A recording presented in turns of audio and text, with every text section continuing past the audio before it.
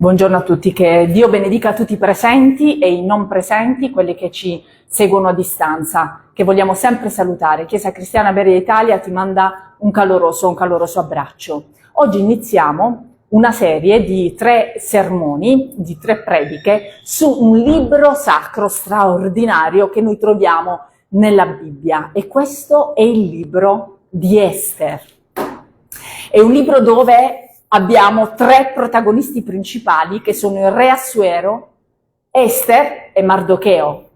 E durante tutti i 10 capitoli di questo libro Dio non è mai menzionato, però noi vedremo che lui è e sarà il protagonista principale di tutto ciò che accade, attuando come un supervisore impeccabile sulla storia del suo popolo e non solo. E la giustizia e la provvidenza di Dio si manifesteranno in modo veramente soprannaturale, ma per capire bene ed essere a conoscenza veramente dei fatti, avere una buona conoscenza di tutto ciò che è accaduto, dobbiamo andare un attimo alla storia, perché questo racconto di Ester si ubica in una storia particolare che ha implicato la storia umana. Stiamo nell'anno 480 avanti Cristo, quando un enorme esercito persiano marcia verso la Grecia per conquistare i ribelli di Atene. La Persia contro le potenze greche, fatti storici. Le fonti antiche ci danno che il numero dei persiani era di 1 milione di soldati.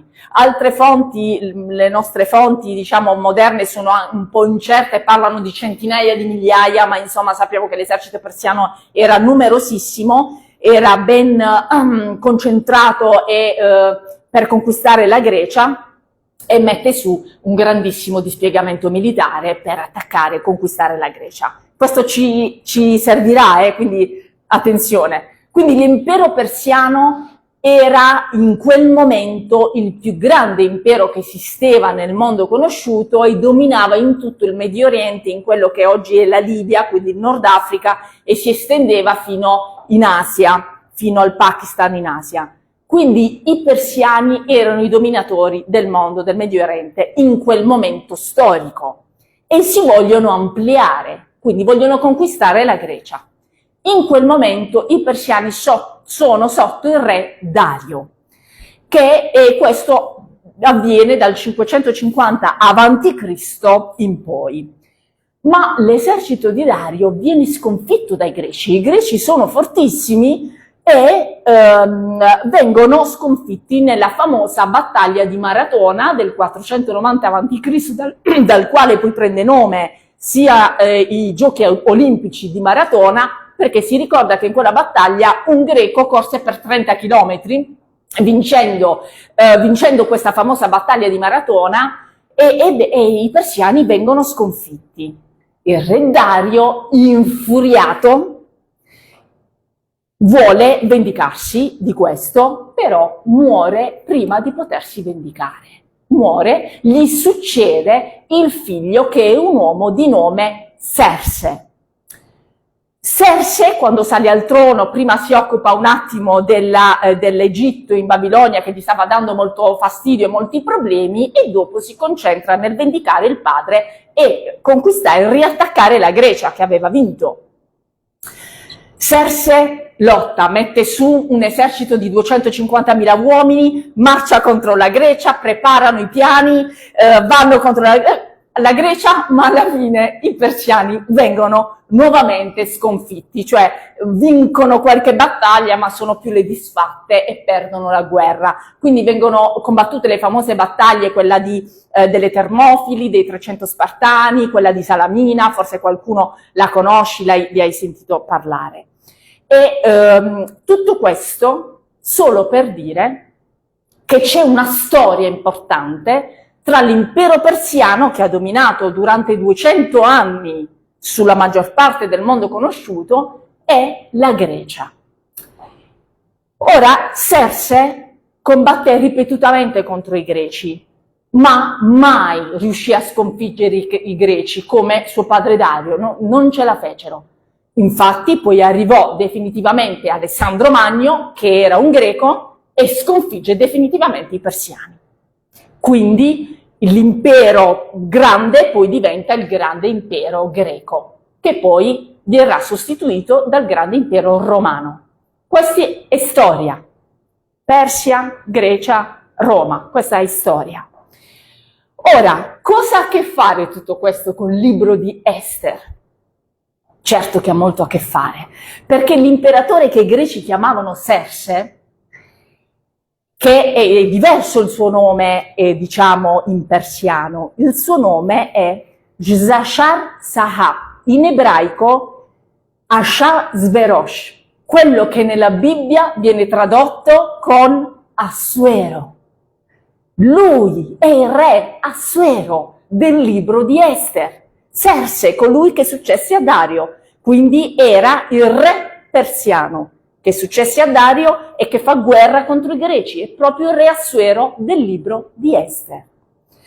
Questo uomo diventa sovrano di quell'impero e dopo la morte di suo padre deve vendicare la sua morte, però qui vedremo come Ester interviene in modo divinamente concesso e salverà l'intera razza ebraica dallo sterminio e dal genocidio completo, grazie alla regina Ester.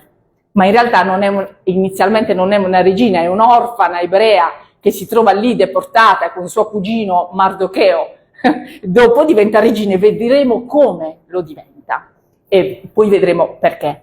Oggi facciamo una prima parte, però veramente non c'è nulla da perdere di tutto questo libro e quindi faremo una serie, come vi ho già annunciato, di 3 prediche. Ora, Dio opera in modo sorprendente, come un supervisore di tutto ciò che accade, cioè prima come se lascia libertà, vediamo voi esseri umani che fate, e dopo interviene con giustizia, con la divina provvidenza, impedendo veramente che la meschinità umana la faccia franca. È un qualcosa di meraviglioso. Il libro porta il nome di Ester, in realtà non si crede che l'abbia scritto lei, probabilmente l'ha scritto Nemia o Esdra, che erano i contemporanei nella Persia della regina Ester in quel momento. Qualcuno che abbia la conoscenza sia dei persiani che ebraica e sia dei fatti, quindi si pensa proprio che siano stati Nemia o Esdra. Ma chiunque sia stato l'autore, ciò che più ci importa è che il vero autore spirituale è stato Dio, che attua veramente come un zelante supervisore di tutto e che interviene nella vita di chi lo ama. E questo ci riguarda perché Dio è uguale ieri, oggi e sempre, e Dio guarda e poi interviene con degli aiuti, interviene con delle cose che tu non fai nulla e ti rendi conto che c'è la mano di Dio. E questo lo vedremo in questo libro. Quindi parliamo dell'inizio del libro. Il libro si apre descrivendo questo grande impero persiano del re Assuero in Medio Oriente, quindi è da sapere anche che Assuero, il re Assuero, non è solo il figlio di Dario, ma è il nipote di Ciro il Grande, di cui parla la Bibbia, e che è quel re che ha emanato l'editto per far ritornare dalla deportazione della Babilonia gli ebrei, farli ritornare in Gerusalemme, dove poi loro ritornano, ricostruiscono il Tempio, il secondo Tempio e si ristabiliscono. Però nel frattempo tanti ebrei hanno proliferato, si sono sparsi per tutto il regno della Persia e tra questi tanti ebrei troviamo proprio Ester e suo cugino Mardocheo. Cosa succede? Inizia il libro, il re Assuero stabilisce un vertice a Susa, che è la capitale, per pianificare la guerra contro la Grecia, la guerra di cui vi ho parlato in precedenza, all'inizio. Pianifica questa guerra, ci sono tanti, abbiamo detto che di tantissimi soldati, questo accade nel 483 avanti Cristo, e è così sicuro di vincere la guerra. Vedete, non è la prima volta che nella storia che vediamo che i grandi potenti, diciamo, in questo caso il re Assuero, sono così superbi, sono così orgogliosi perché chiaramente l'impero era il più vasto in quel momento, quindi carico della sua potenza, si inorgoglì tantissimo, era così sicuro di vincere la guerra che cosa fa in questo vertice, oltre a organizzare l'attacco contro la Grecia? Istituisce un banchetto di 7 giorni per festeggiare, come se fosse già sicura la vittoria. Allora istituisce un banchetto di 7 giorni sfarzosissimo, e questo lo vediamo nel primo capitolo, così si apre il libro di Ester, perché si aspetta la vittoria. Vuole festeggiare, non che vuole, festeggia realmente già.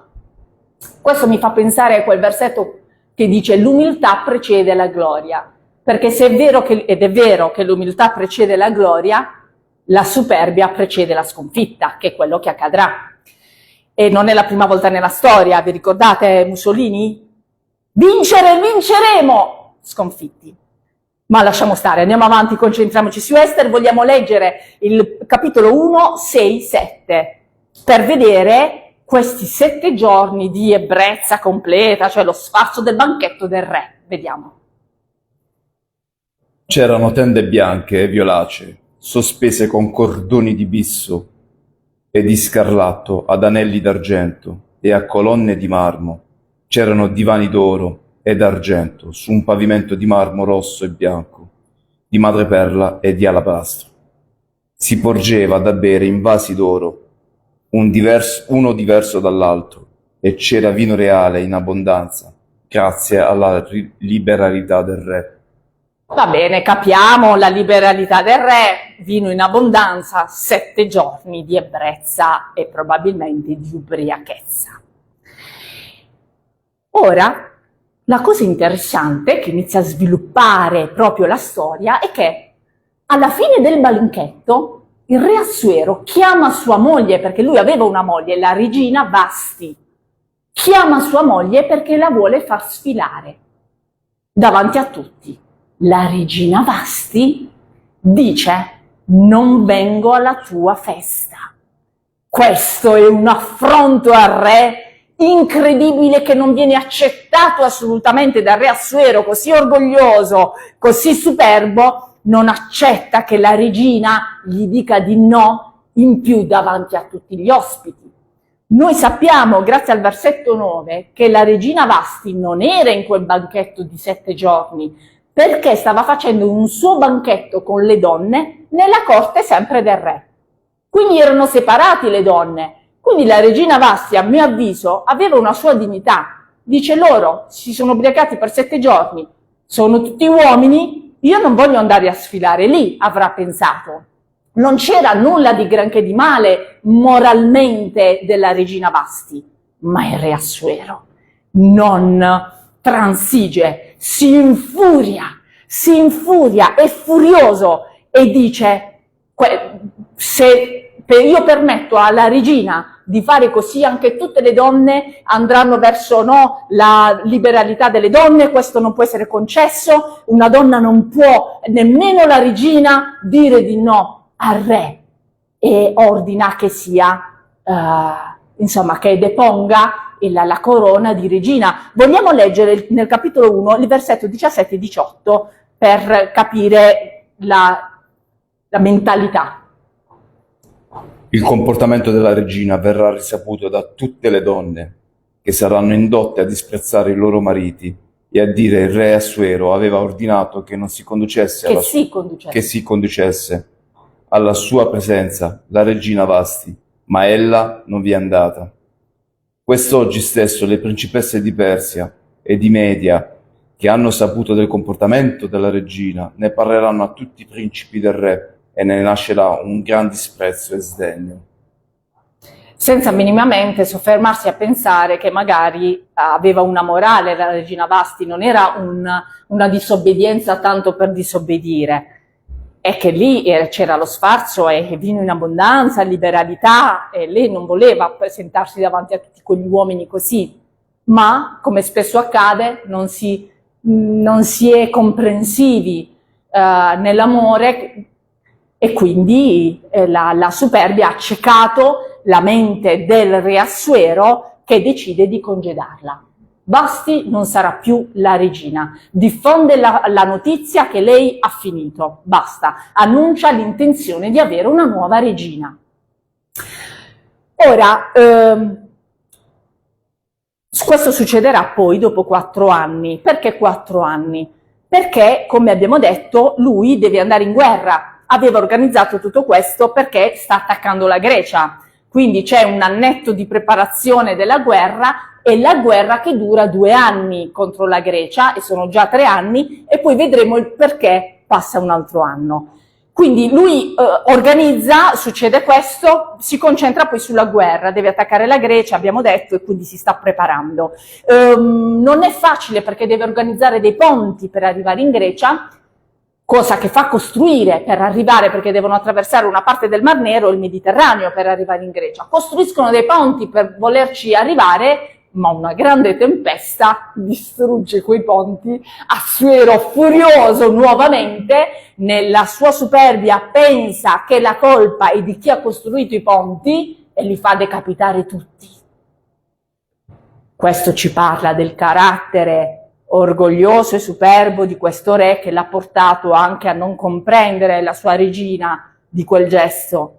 Nonostante questo atto furioso, non contento che i suoi piani non sono andati a buon fine, sappiamo da altre fonti storiche attendibilissime, di un famosissimo storico, per esempio Erodoto, un famosissimo storico greco, che dice che Assuero mandò dei soldati, pensate un po', con delle fruste, chiedendo di frustare l'acqua che aveva rotto i ponti, simbolicamente, e anche di mettere delle catene nell'acqua come simbolo di sottomissione dell'acqua, che sembra anche un po' ridicolo, perché come fai? Cioè, proprio l'acqua non gli puoi mettere delle catene, ma lui non voleva essere calpestato nemmeno dall'acqua, e ordinò di pugnalare l'acqua con dei coltelli bollenti. Cioè, sì, quando veramente uno viene accecato dalla superbia e la mente è ottenebrata. Questo era il re Assuero. Ora, lui, abbiamo detto che passano circa i 3 anni, siamo già nel secondo capitolo di Ester. Lui vuole una regina e vogliamo direttamente leggere il capitolo 2, versetti 1, 2 e 4, perché chiaramente lui è super frustrato da questo fatto che non è riuscito a conquistare la Grecia, quindi immaginate, era furioso, però per placare l'ira del re, vediamo, leggiamo. Dopo queste cose, quando l'ira del re Assuero si fu calmata, egli si ricordò di Vasti, di ciò che essa aveva fatto e di quanto era stato deciso a suo riguardo. Allora i servi del re, che stavano al suo servizio, dissero: si cerchino per il re fanciulle vergini e di bell'aspetto. La fanciulla che piacerà al re diventi regina al posto di Vasti. La proposta piacque al re e così fu fatto.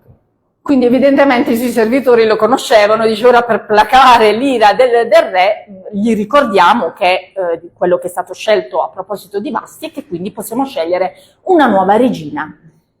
Ora nell'impero persiano, che abbiamo detto che era enorme in quel momento, dominava la maggior parte del mondo conosciuto, avevamo 25 milioni di donne, non di persone, di donne. E tra 25 milioni di donne c'è Ester.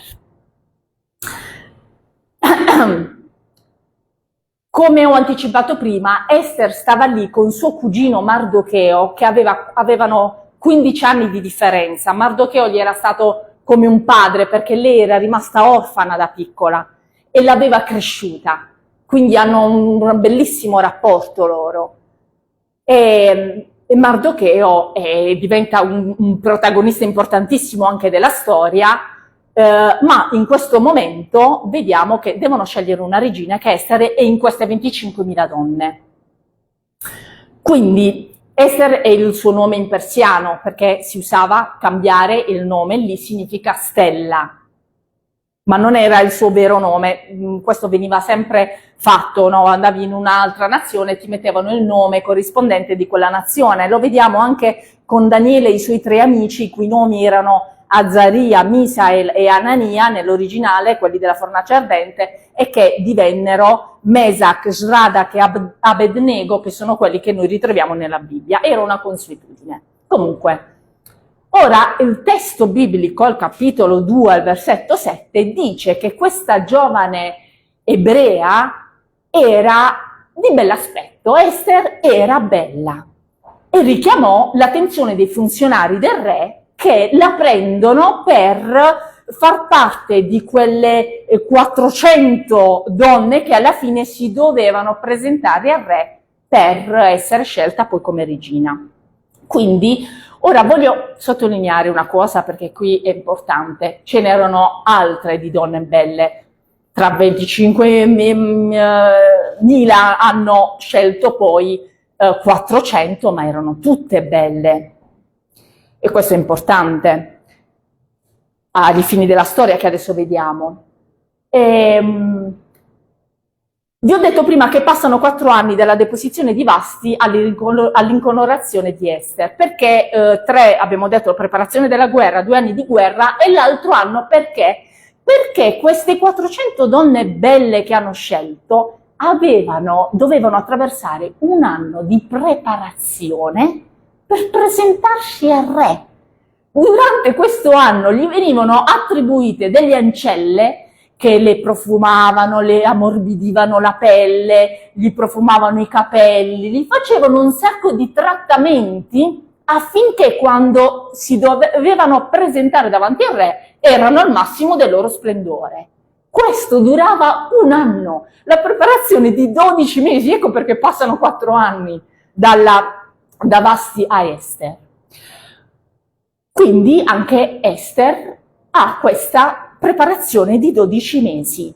Lei ha probabilmente 20 anni quando compie la fine di questo anno di preparazione e va davanti, si presenta finalmente davanti al re Assuero. Vediamo cosa succede al capitolo 2, versetto 16 e 17. Ester fu condotta dal re Assuero nel suo palazzo reale il 10° mese, cioè il mese di Tebet, il 7° anno del suo regno. Il re amò Ester più di tutte le altre donne, ed ella trovò grazia e favore ai suoi occhi più di tutte le altre fanciulle. Così egli le pose in capo la corona reale e la fece regina al posto di Vasti. Ora, la cosa che mi salta subito agli occhi è che finora è tutto concentrato sulla bellezza, sulla preparazione, per rendere ancora più belle quelle donne belle, e poi non mi dice che il re Assuero sceglie Ester perché era la più avvenente, perché attirò, la sua bellezza lo attirò, o che aveva degli occhi carismatici, o nulla di tutto ciò. L'amò, la vide, l'amò, perché lei trovò grazia e favore agli occhi del re Assuero. Che strano, che sono 2 componenti che fanno parte più di come Dio ci vede quando ci ama, sono delle componenti sentimentali, delle componenti che ti vengono perché ti vengono, avere favore e grazia nei confronti di qualcuno. E qui inizia l'intervento di Dio. È evidente che Dio, che è onnisciente, inizia a intervenire a favore del suo popolo, perché se questo non fosse avvenuto e se non fossero avvenuti tutte le successive combinazioni innaturali che poi vedremo man mano, il popolo ebreo sarebbe stato completamente sterminato. Questo è il primo passo della salvezza del popolo di Dio. Ester mantiene segreta la sua identità ebraica perché non c'era simpatia per gli ebrei, c'era l'antisemitismo lì in Persia. Non erano ben visti.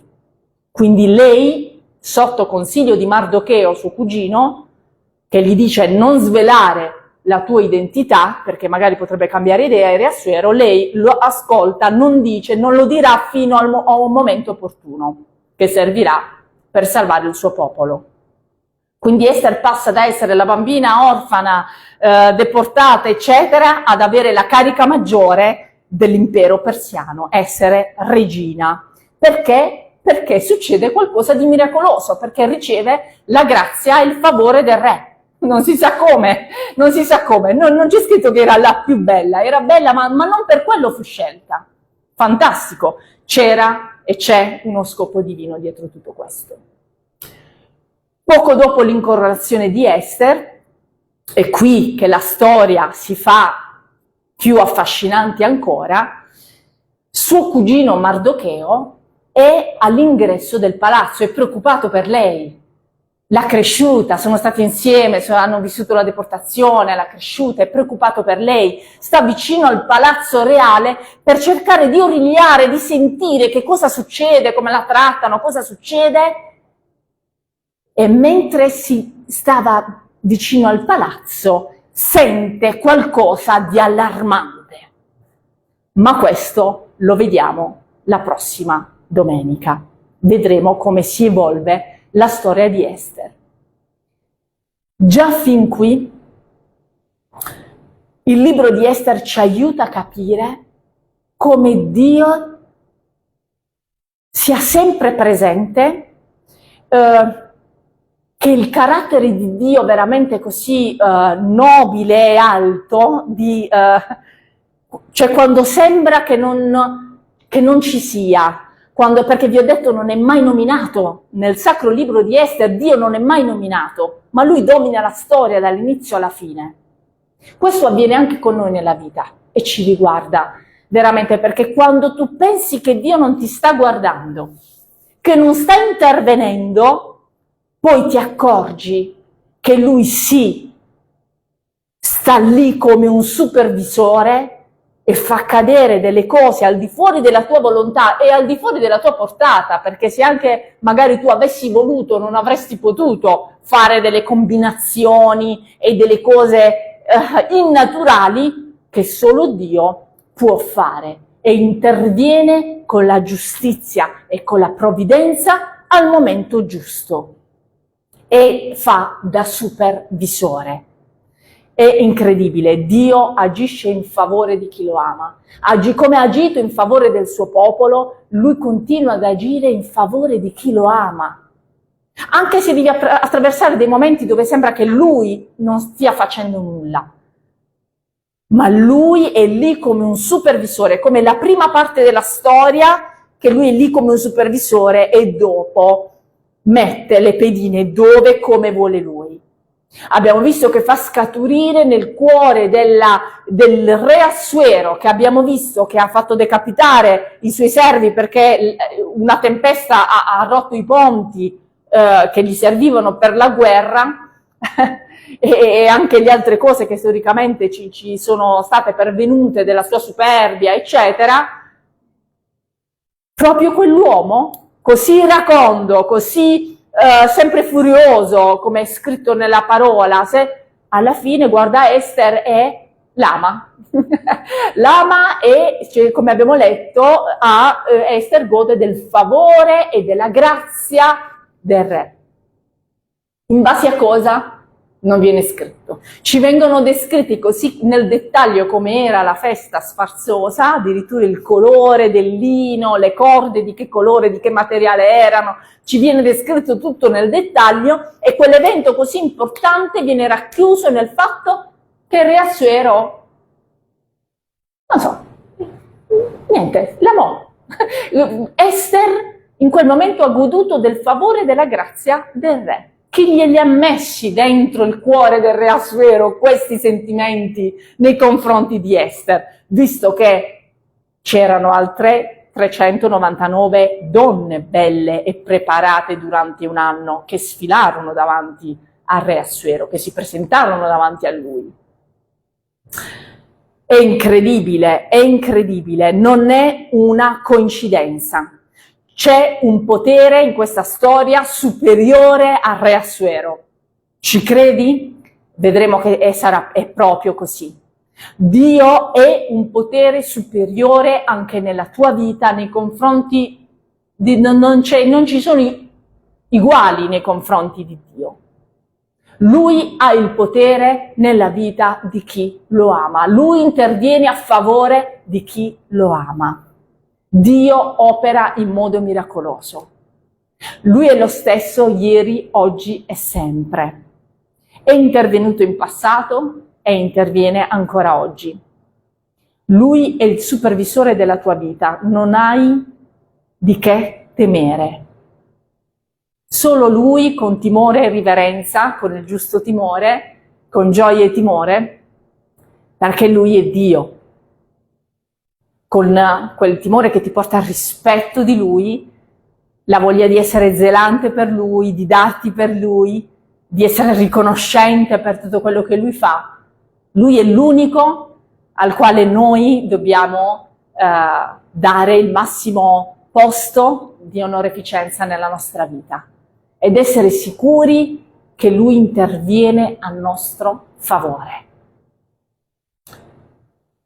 So che nella storia di ogni credente che coltiva una vera relazione fervente con Lui, può dire: ho visto la mano di Dio nella mia vita.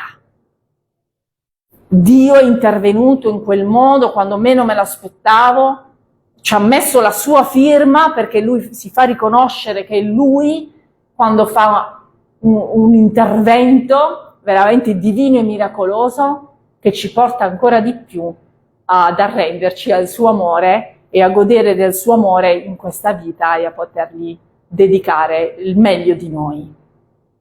La prossima volta continueremo questa storia meravigliosa, così intrigante e così particolare e ricca di significato e di insegnamento per noi. Va bene?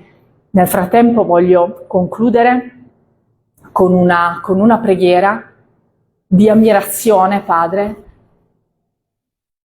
Ti ammiriamo grandemente per chi tu sei, per come hai operato, per il tuo carattere che noi vogliamo imitare. Tu sei l'esempio sublime e altissimo al quale noi vogliamo ambire.